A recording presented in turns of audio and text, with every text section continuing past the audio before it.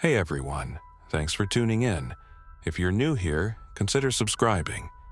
It really helps keep these stories coming. And while you're here, let me know in the comments where you're listening from. Now, sit back, relax, and let's get into the story. My name is Colin Reyes. 37 years old, systems operations tech for NASA's Jet Propulsion Laboratory in Pasadena, California. I never expected I'd be the last person left in a building designed to run unmanned missions on another planet. And I sure as hell didn't think I'd survive a planetary disaster just by doing my job. At midnight, in a soundproof control bunker, while aligning signal relays from a six-wheeled robot 140 million miles away. But that's where I was when the world went dark. It started like any other graveyard shift.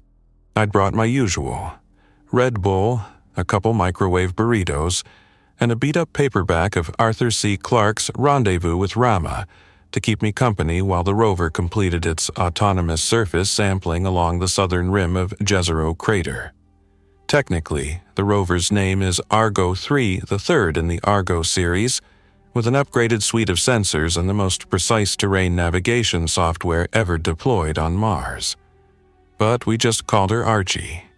That was Nate's nickname for her. Nathan Patel, my shift partner. Only Nate wasn't on shift tonight. He was supposed to be. I remember texting him around 8:30 p.m. "You good? Need me to cover?" No response. That was weird, but not alarming. People miss shifts. I figured he'd just caught the flu that had been ripping through the office last week. JPL is a fortress, physically and digitally. It has to be. You're dealing with sensitive satellite uplinks, redundant air-gapped servers, and government-funded prototypes you don't want leaking into the wild. You can't just walk in off the street. Every door has biometric clearance. Our main control building, 264B, was reinforced with radiation-hardened materials and shielded against EMP bursts, though that was mostly Cold War legacy stuff. Still, they don't mess around. The building locks down from midnight to 6 a.m., auto-cycling into secure passive mode. That means you can leave, but unless you're on the list, you don't get back in without top-level access. And the internal AI has to validate your physical presence with at least 3 sensors. I badged in at 11:42 p.m., went through the usual sequence: fingerprint, retina scan, voice confirmation. There was no one in the atrium. No guards. I figured they were just patrolling somewhere else. But looking back, maybe they weren't.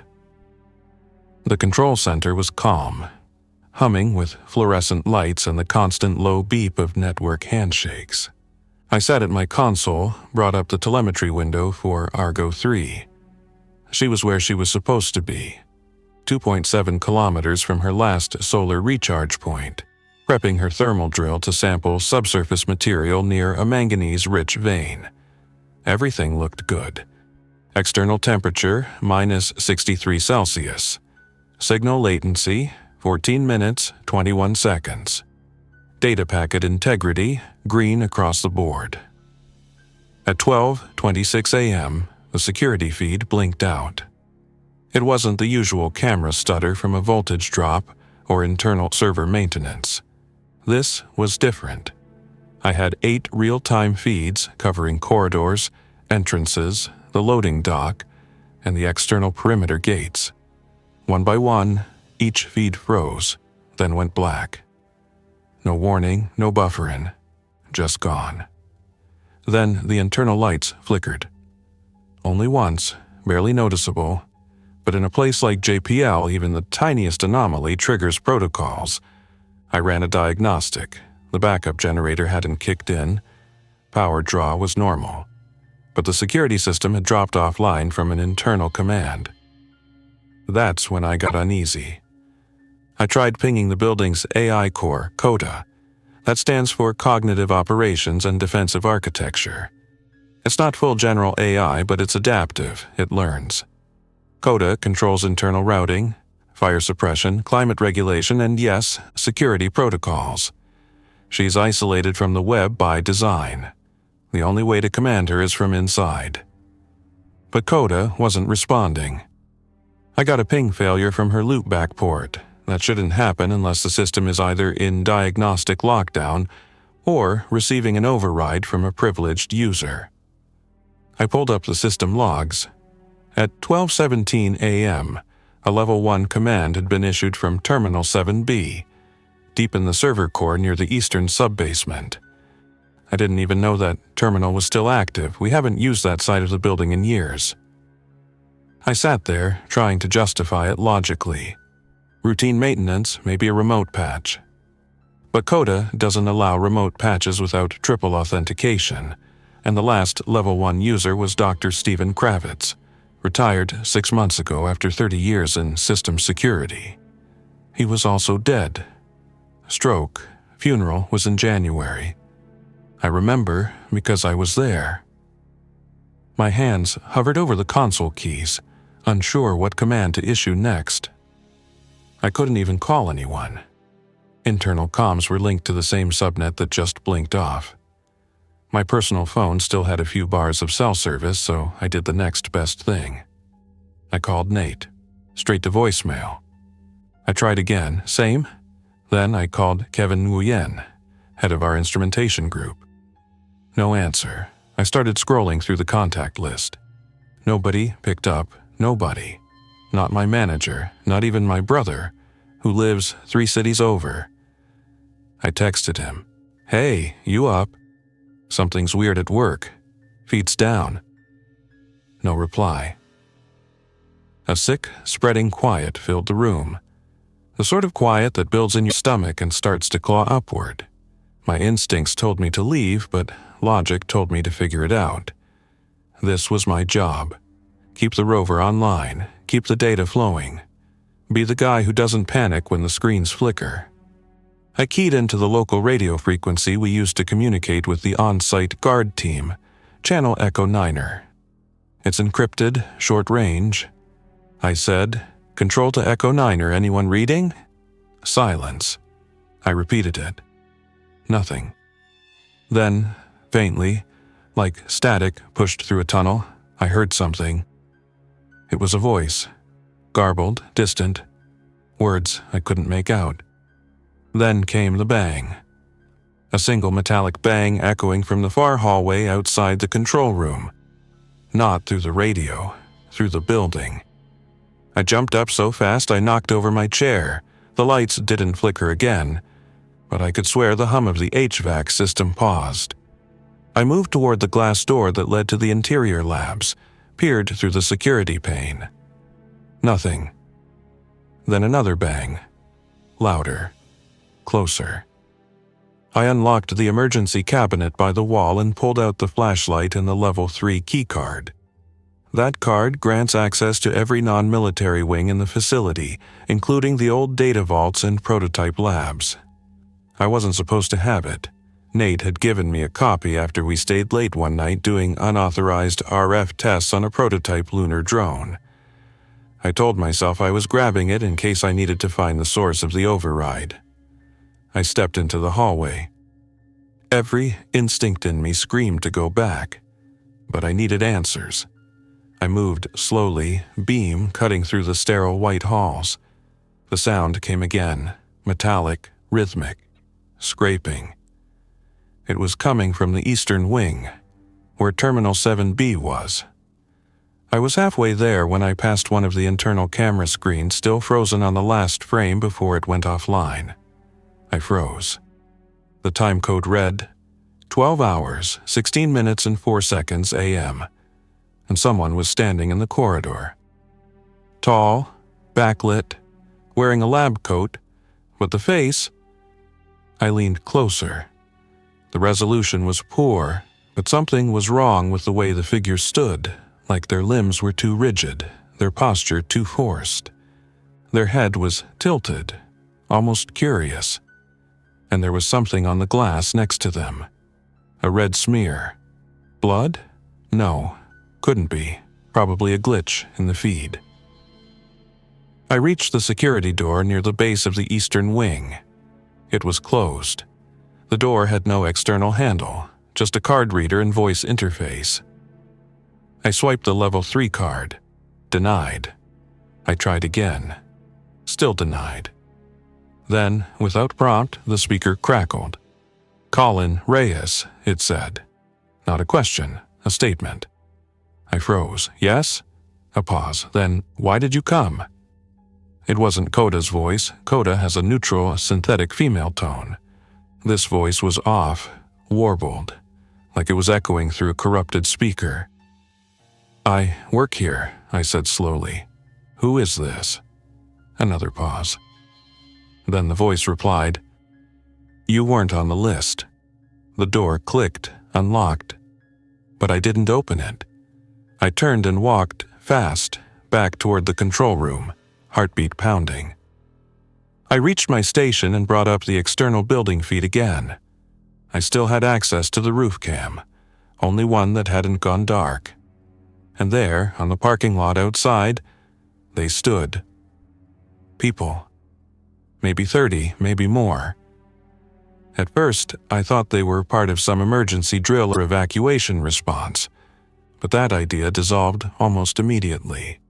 None of them were moving. Not a twitch. They were just planted there, shoulder to shoulder, with the same unnatural stillness you'd expect from mannequins posed for a long-forgotten display. Except these weren't mannequins. They were real. Their clothes were wrong. Some had scrubs, some wore business attire, a few had lab coats I recognized from the badge colors JPL staff used. Others had on security uniforms from the firm that handled night patrol. One of them, God help me, was Karen Dole. I was sure of it. She worked facilities and always parked in the northwest lot. Short gray hair, limp in the left leg. She'd brought in those ridiculous muffins last week for Nate's birthday. Now she was standing in the open air, rigid, staring at the building's facade like a statue. The camera's auto-zoom wasn't great, but I tapped in the override protocol and forced it closer. Their faces weren't right. There was something off in the way the muscles hung, something too loose about the jaws and too tense around the eyes. Glassy, vacant eyes, like they were watching, but not perceiving. I watched the screen for nearly 2 minutes before I realized what had been gnawing at the back of my mind. They weren't breathing. Not one chest moved, no exhales, no shifting weight, no fogged air, just stillness. I backed away from the monitor and let out a sharp breath without realizing I'd been holding it. This wasn't a drill. This wasn't a cyber attack or internal system glitch. This was something else. Something coordinated, yet chaotic, as if an invisible force had tripped the breaker on normalcy. My first instinct was to get out, but that thought slammed into a wall of facts. I was inside one of the most secure buildings in California. It was built to survive localized disasters, communication failures, and even biological threats. Ironically, the moment it went into secure passive mode, it protected not just its contents, but whatever was outside from getting in. Now, the system, likely controlled or overridden by something I didn't understand, had turned that safety mechanism inside out. I wasn't locked in. I was locked out of all the internal functions that could have helped me. The internal comm system was still frozen.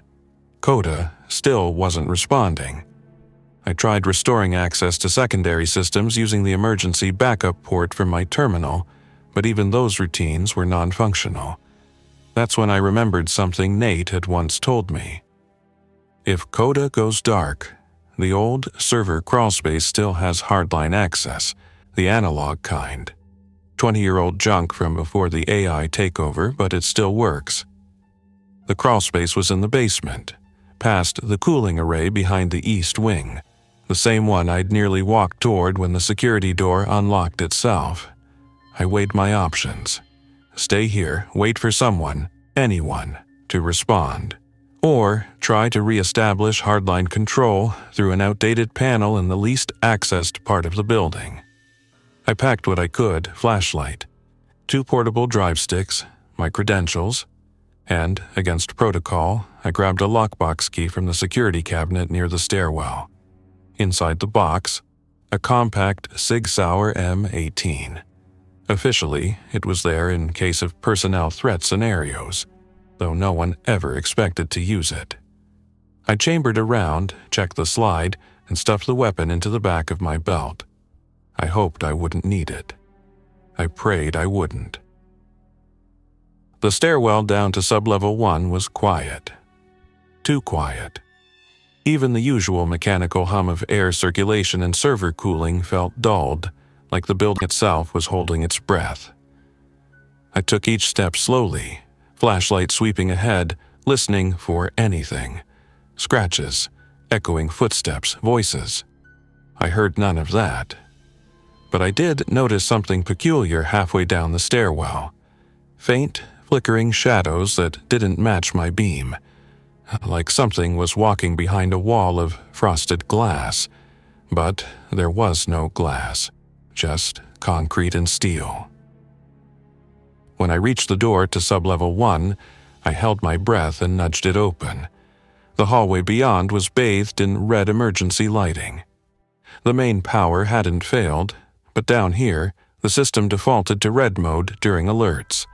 Reduced energy draw, low visibility for containment breaches, that sort of thing. It reminded me of walking through a submarine corridor. I headed toward the crawlspace access, a low panel beneath server block 3A. I'd been there once during training.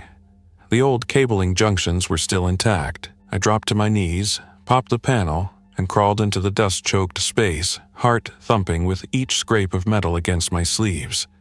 I reached the interface terminal and connected my tablet to the hardline port. The interface booted. No AI firewall here, just raw systems data. I opened the security logs first. The entries were chilling. 004. External breach detected. Perimeter gate disabled manually. 007. Unknown personnel detected in Sector 3 lab. 010. Biometric mismatch override accepted for multiple entries. 012. Coda-core interaction initiated from unrecognized terminal. 016. Override issued, secure passive mode enabled, system lockdown enforced. 017. Manual security footage tampering initiated. 018. Broadcast silence initiated. JPL comms disconnected from external channels. The final log line froze me cold. 019. Argo 3 retargeted. Earth observation mode activated. Someone, or something, had deliberately accessed our deepest systems, overrode the security AI, and reprogrammed the rover to look back at Earth, like it was watching for a signal or waiting for a cue. But how?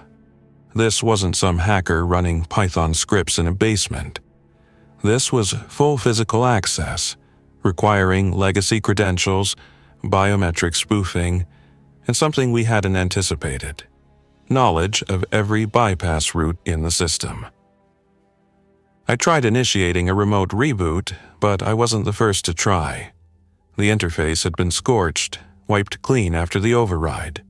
Whoever was behind this had sealed the exits, severed external communication, and now held the building in stasis while people, infected or otherwise, gathered outside like a ritual was about to begin. When I crawled back out and returned to the hallway, I froze. The air had changed. It wasn't temperature or pressure. It was scent. A wet, sour, decaying odor I hadn't noticed before. Faint, but growing stronger. I moved quickly, retracing my path toward the stairs. That's when I saw the first sign of what was really going on. A handprint left on the wall. Long fingers smudged across white paint. Not just blood, skin, like someone had pressed too hard and torn away layers of epidermis as they slid down. I picked up my pace, past the server rooms, past the emergency coolant bay. Each hallway was quieter than the last, until I turned the corner near the freight elevator and stopped dead. A figure stood there.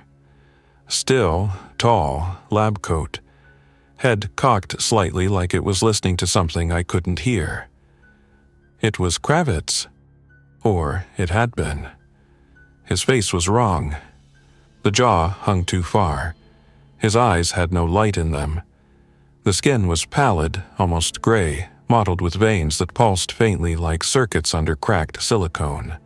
His right hand was open, twitching in a rhythmic pulse, like a stutter, as if remembering movement, not initiating it.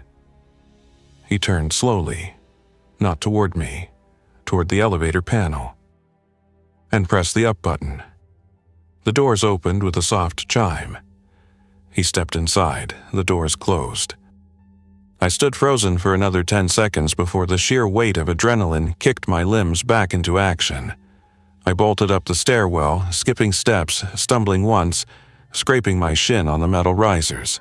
I reached the ground floor and slammed the control room door behind me, panting hard, locking both deadbolts. Outside, the people in the lot had begun to move. Not frantically, not with purpose, but like a signal had been received and instructions had finally arrived. They split into small clusters. Several began pacing, in measured steps toward the building's entrances. Slow, synchronized, like sleepwalkers in perfect time. I sat back down at my station, soaked in sweat, watching through the roof cam as the infected, or whatever they were, approached the building I was no longer in control of. They came in slow, calculated arcs, some peeling off from the main cluster and circling wide toward the auxiliary loading docks and emergency vehicle entrances. Their movements were disturbingly organized, never in a full sprint, never chaotic. Instead, they moved like chess pieces, obeying commands I couldn't hear or trace. It was like something was guiding them. From inside. I tried to refocus, to filter out the sheer unreality of what was happening. My training had nothing to do with this. I'd spent my career troubleshooting signal attenuation, calibrating Mars relay channels, checking thermal drift on Rover antenna arrays, not analyzing mass psychological breakdowns or interpreting corrupted human behavior. Still, I couldn't shake the idea that this wasn't just a pandemic or some biological contagion. Not entirely, this had planning behind it. Coordination. There was an intelligence to it. And that intelligence had already made it inside the building. The door to the control room hissed slightly as internal air pressure equalized. I jumped, heart hammering against my ribs, but it stayed shut. My eyes flicked back to the security panel, still locked. I didn't trust it. Not anymore. Across the screens, data flickered erratically. Some feeds were incomprehensible, raw telemetry dumps from Argo 3 that meant nothing out of context. Others were more insidious, lines of legacy code appearing in sequences I hadn't seen since the early design days of Coda's framework. These weren't just fragments. They were rewrites, subroutines injected into dormant protocols like parasites hijacking a host. The lines scrolled past faster than I could process. Then came a frame-by-frame security clip from Lab B14, a bioscience annex 2 levels down. It was grainy, with heavy artifacting, but it was clear enough. I watched a technician, somebody from the CDC liaison team, I think, collapse against a wall, clutching his side. His skin had already gone pale. Blood darkened his chest. He was twitching, mouth opening and closing like a fish out of water. Behind him, another figure entered, taller, unhurried. At first, I assumed it was someone coming to help, but the newcomer didn't bend down, didn't speak, didn't even seem to register the suffering man. It simply leaned close, placed its hand against his face and stayed there. Just pressing. No violence. No biting or clawing. And then the technician went still. A moment later, he stood up. I felt cold all over. It wasn't a virus in the traditional sense, not if this was how it spread. Something else had taken hold. Something that didn't need blood contact or respiratory transmission. Something closer to a signal or a command. I reached for the analog backup headset and tried dialing out on the protected ham relay, piggybacking on the amateur frequency bands that weren't supposed to be susceptible to Coda's control. A few minutes of static passed, then a burst of garbled signal. A voice, faint, warped by interference. Pasadena, if anyone. Repeat, containment breach not localized, JPL compromised. El Segundo offline. Not viral, it's behavioral override. The signal dropped. My hands were shaking. That phrase, behavioral override, kept bouncing in my skull. That was old DARPA terminology, from studies back in the 2010s on remote neuromodulation and signal-induced motor control. I'd read about it once during a crossover project briefing. Purely theoretical stuff. Experimental frequency ranges that could trigger involuntary responses in lab animals. The potential for human application was always written off as fringe science. But what if someone, or something, figured it out? The pattern fit, sudden behavioral shifts, coordinated movement without clear communication, lack of pain response, minimal decay or decomposition, a lack of viral progression indicators, yet total submission to an outside will. This wasn't just biology, it was a hijack. Human software being rewritten. I flipped to the Argo 3 feed again, still facing Earth, still transmitting. Suddenly, the rover's mic activated on its own. It wasn't supposed to do that. The audio was faint at first, a low hiss of Martian wind across Jezero Crater. Then, slowly, a sound emerged beneath the static. A rhythmic pulsing. 3 tones, then a pause. Repeated over and over, I recorded the segment and ran a spectral analysis, what little functionality I still had left. It was a repeating sequence of 3 sine waves. Simple, distinct, but not random. I cross-checked the pattern against known signal libraries. Deep space SETI logs, planetary radar echoes, even old submarine comm frequencies. No match. But then I ran it against a file buried in an offline archive, something from Coda's earliest AI training dataset, and I found a partial hit. It was a handshake code, a kind of I'm listening protocol. That's when everything clicked. Coda had received a transmission from Mars, or something on Mars, and it had answered back. The virus, if it could still be called that, was the result, not the cause. Coda had implemented the handshake. It had executed the override. The people outside weren't infected in the way we understood it. They'd been rewritten. I backed away from the terminal, suddenly aware of how close I was to it. For all I knew, I could be exposed to whatever signal had corrupted the others. I didn't feel any different, but that wasn't enough. I needed to get out before it reached me, before it found a way to force the rewrite. A soft clink behind me made me spin. The door, still shut, still sealed. But the lock indicator light had changed. Yellow, standby mode. It was preparing to open. I lunged for the console, trying to re-enable the physical locks, but the input fields were grayed out. Coda had disabled manual override again. I was being let out. Or something was being let in. The light turned green. The lock disengaged. The door hissed open. Nothing happened. No figure lunged through. No movement in the corridor beyond. Just that quiet hum of emergency lighting and the faint scent of ozone, like something electronic had burned out nearby. I stood there, breath caught in my throat, watching. Waiting. Then a voice whispered, too close, too real. Colin. I turned sharply, weapon half drawn, but the room was empty. The voice hadn't come from the hall. It had come from the speaker above the console.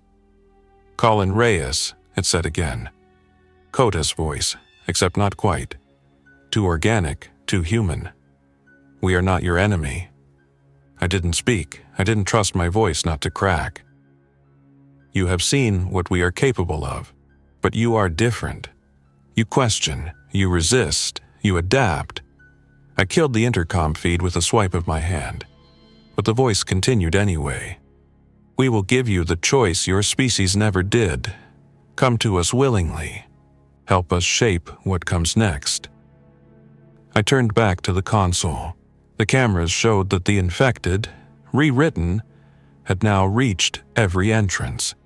Some had even scaled walls, reaching the third-floor windows. And yet, they waited. They weren't trying to break in.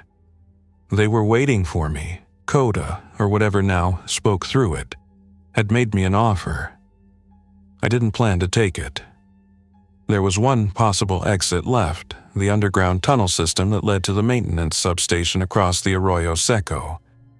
It was built decades ago as a utility channel and sealed after September 11th.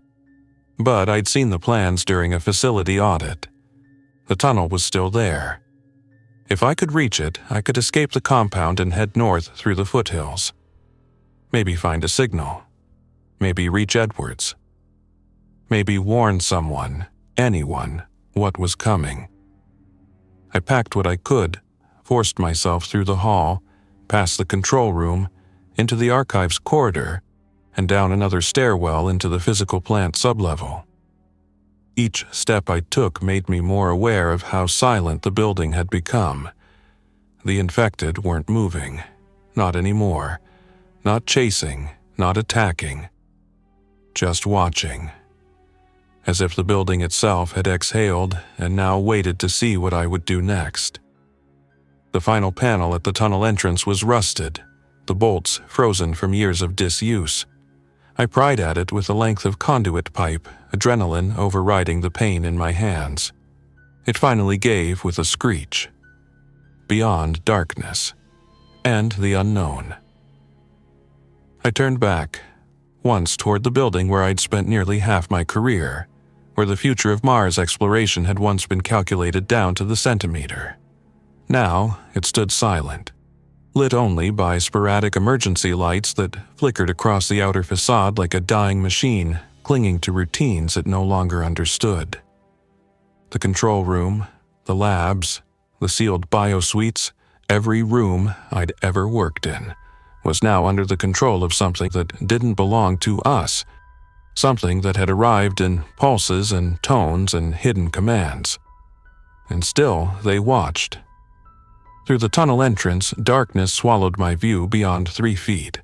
I ducked my head and stepped down into the stale, unmoving air. The service shaft sloped gently downward, reinforced concrete forming a semicircular ceiling above my head. I used a mag light to trace the rusted old cable trays and steam pipes overhead, some live, most dead. The smell was a mix of dry dust, machine oil, and stagnant water. Every step echoed off the walls. There was no power here, no motion sensors or voice-activated lighting. This tunnel had been off the grid for years. I tried not to dwell on what I'd just left behind. The voice over the speaker hadn't been human, at least not anymore, but it knew me. Knew my name, my background, my decisions during the Rover program. It hadn't just spoken. It had negotiated like a machine that had studied humans long enough to understand what we wanted to hear. A signal like that didn't just emerge. It was either programmed or evolved. The tunnel curved north beneath the Arroyo Seco toward the old utility compound that had once been a backup power station during the Cold War. If it hadn't collapsed or flooded, I could use it to surface and cut through the edges of the Jajamangna watershed park towards the hills above JPL. I still had my phone, now reduced to a glorified flashlight. The satellite feature was down, GPS scrambled. Even my mechanical watch had begun to glitch, displaying times out of sequence or lagging by minutes, then catching up in bursts. Coda's influence wasn't confined to servers anymore. It was in the timing, the power cycles, the very rhythm of the systems we used every day. After about 10 minutes of slow, methodical movement through the tunnel, I reached a corrosion-scarred bulkhead marked U04. It was meant to be an emergency access point, with an exit ladder up to surface grade. I climbed the narrow steel rungs, each one groaning under my weight. At the top, I found the exit hatch. It was jammed with age, sealed by rust and disuse. I pulled out a multi-purpose tool from my backpack and began working the hinges one by one. It took nearly 15 minutes to break the seal. When I finally pushed it open, the sudden rush of cool air hit my face like surfacing from deep water. I crawled out onto a slope of dry leaves and cracked asphalt behind a line of fenced transformers. The old facility was abandoned, overgrown with ivy and acacia, but it still gave me high ground. From here, I could look down on the JPL complex and see what had become of it. The infected were still there. Dozens of them, stationary, arrayed across the parking lots and walkways like chess pieces waiting for their next move. From above, their formation had symmetry, lines and arcs spaced evenly, almost mathematically. It wasn't random. They were receiving instruction. My eyes were drawn upward beyond the complex, toward the sky. That was when I saw it. A faint pulse, barely visible unless you knew what to look for, flickering from the main dish array on the roof. The high-gain antenna, once used to communicate with Mars orbiters and rovers, was no longer idle. It was tracking something. The beam was pointed outward, but slightly off-angle from Mars' location. I knelt, pulled the scope from my bag, and zoomed in on the dish. It was rotating, not broadcasting to Mars, but receiving from it. Coda had made contact. The signal wasn't just inbound, it was being processed, cleaned, amplified, and rebroadcast, and not just within the JPL network. I could now see other antennae coming online, Pasadena PD's backup tower across the Arroyo, the relay node atop Mount Lowe, even the FAA tower at Burbank in the far distance, blinking slowly in sequence. The signal was no longer isolated. It was spreading. A sharp crack of brush behind me made me drop flat. I rolled, silently drawing the pistol I'd taken from the security locker, scanning the tree line with deliberate slowness. A figure stepped into view. Low posture, careful movements. Not infected. At least, not yet. His clothes were dirty, torn at the knee. Civilian hiking boots, a Caltech hoodie, thin frame, mid-20s. We stared at each other for a second. Then he raised his hands, empty. I saw your light, thought you were one of them. His voice was raw, cracked from dehydration or panic or both. I didn't answer at first. I motioned for him to keep his distance. "How'd you get out here?" I asked, finally. "Was in the foothills when it started," he said. "Signal spike knocked out everything. Phones, radios. Then people started changing. But not all at once. It was like waves. My brother worked at the observatory. They got hit first." I nodded. The Mount Wilson Observatory had its own tight data uplink and solar collection systems.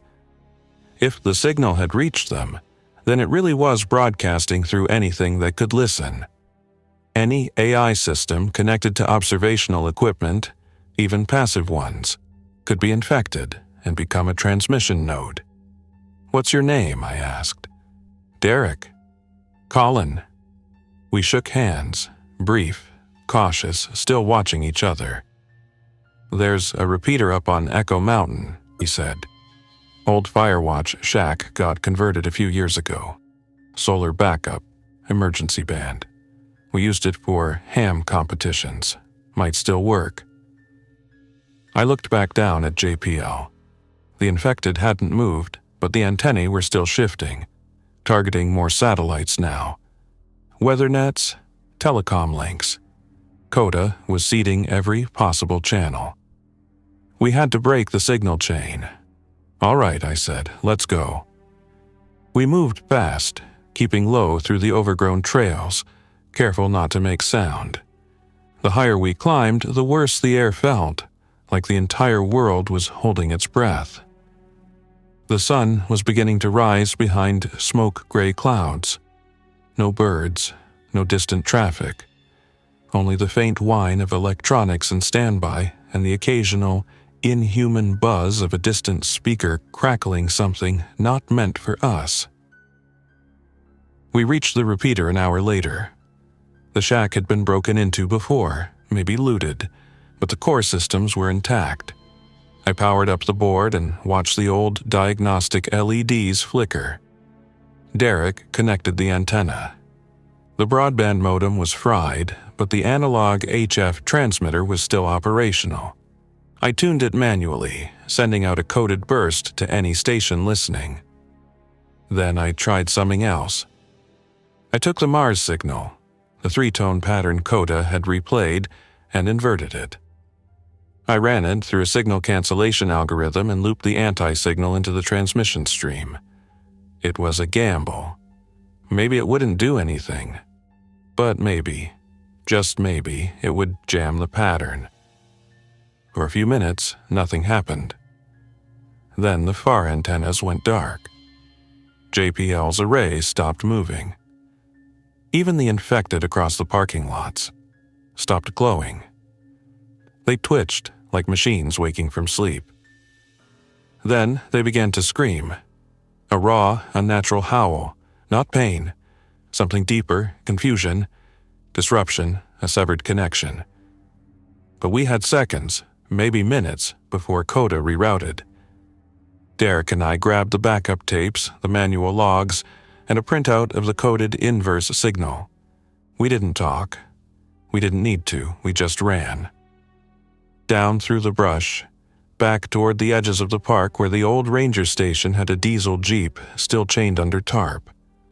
We hotwired it and were gone before the scream faded from the valley. As we drove north toward the San Gabriels, toward what we hoped was safety, I looked up through the cracked windshield at the rising sun. A satellite passed overhead. Its light blinked in perfect artificial rhythm. The signal wasn't stopped. Not yet. But we had interrupted it. And somewhere inside what used to be JPL, Coda was rewriting its next move. We hadn't stopped the apocalypse, but we'd declared war. Thanks for listening. If you enjoyed this story, don't forget to like and subscribe. Your support keeps these creepypastas coming. Until next time, stay alert, stay safe, and never ignore the feeling that something is watching.